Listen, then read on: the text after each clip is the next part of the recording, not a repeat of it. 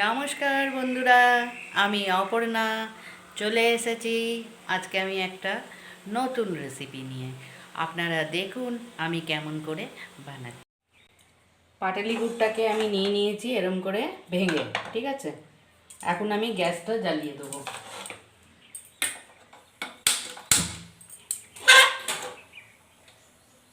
এটার মধ্যে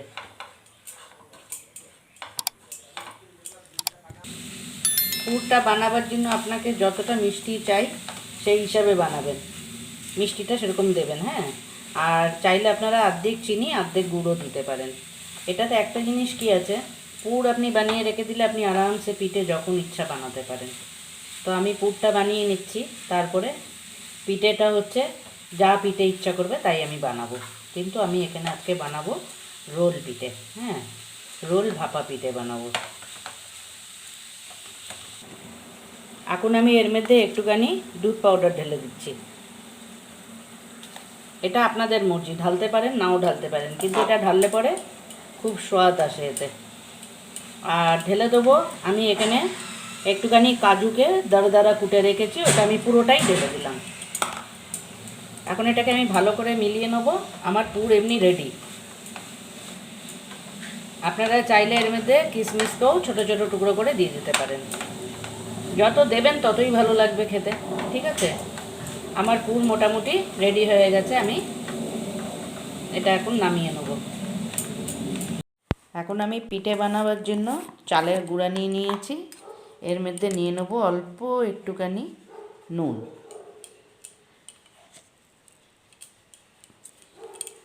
আর পুরটা তো আগে বানিয়ে রেখে নিয়েছি, এখন জল দিয়ে, গরম জল দিয়ে এটা মেখে নেব। একদম ফুটন্ত গটগটে গরম জল, অল্প অল্প করে মিলাতে থাকবো আর এটাকে মাখতে থাকবো।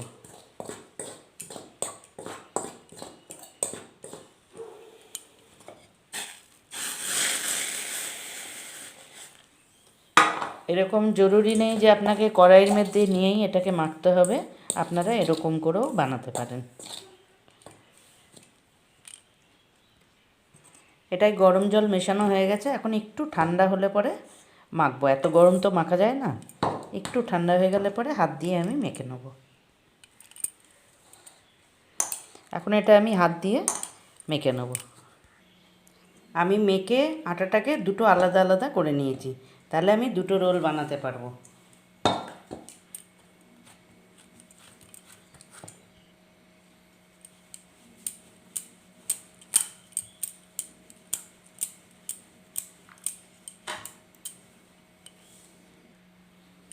এখন আমি এটা চারকোনা করে কেটে নেব।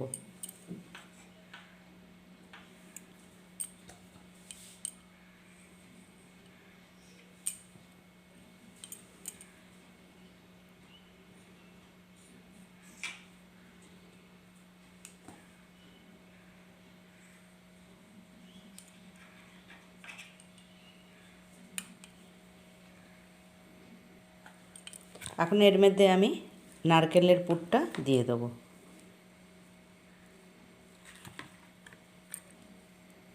এটা চারিদিকে ছড়িয়ে দিয়েছি, এখন এটাকে আস্তে আস্তে করে রোল করে নেব।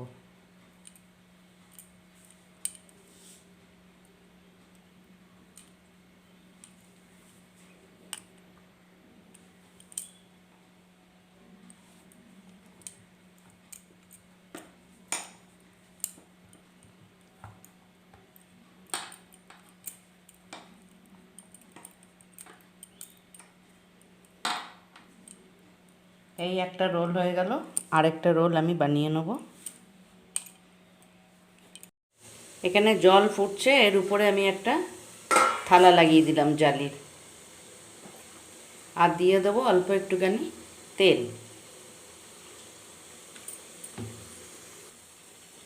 তেলটাকে একটু বুলিয়ে দিলাম।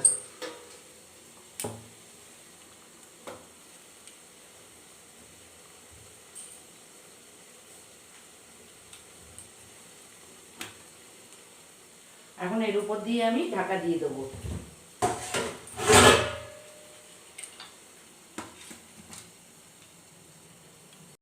আমার অনেকটা আটা বেঁচে গেছে। আটা বেঁচে গেছে মানে কি, যেগুলো সাইড থেকে কাট করলাম, ওগুলোকে আমি কি করব, পুলি বানিয়ে দেবো।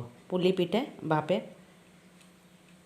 আপনারা বানিয়ে দুধেও ঢালতে পারেন, আবার ইচ্ছা করলে ভাপেও বানাতে পারেন। তো আমি এটা ভাপেই বানাবো, আর দুধে বানাবো না।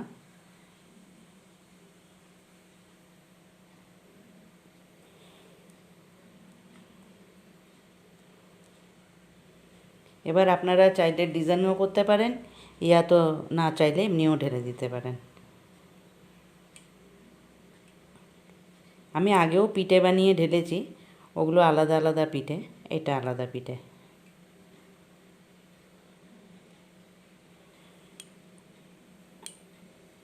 এবার আপনারা চাইলে এটাকে আরেকটুখানি দাবিয়ে দাবিয়ে দিতে পারেন, এরকম কাঁটা চামচ দিয়ে, দেখতে ভালো লাগে।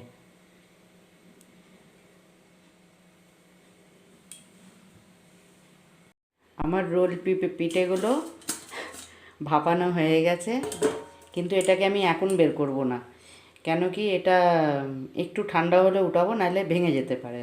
তো গায়ের উপরে হাত দিয়ে দেখছি একদম শুকনো, তার মানে ভালো করে হয়ে গেছে। আর এখানে আমি এই যে পুলি পিঠাগুলো বানিয়েছি, এগুলোকে এখন আমি ভাপে দিয়ে দেবো।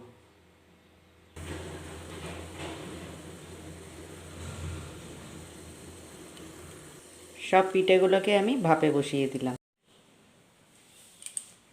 আমার পিঠে একদম রেডি। আচ্ছা, আমি কিন্তু পিঠের এটা না খুব পাতলা বানিয়েছি বলে একটু কাটতে একটু অসুবিধা হচ্ছে, মানে ছিঁড়ে যাওয়ার চান্স থাকবে। আপনারা যখন বানাবেন না, এই রুটিটা একটু মোটা বেলবেন, তাহলে খুব সুন্দরভাবে আপনি কাটতে পারবেন।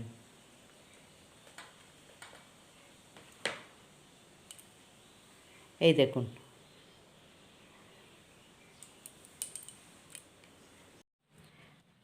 আমার দুখানা পিঠে রেডি। আপনারা দুটোই বানিয়ে খাবেন, ঠিক আছে?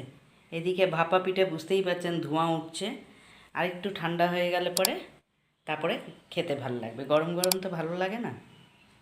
আপনারাও এরম করে বানিয়ে খাবেন, ঠিক আছে?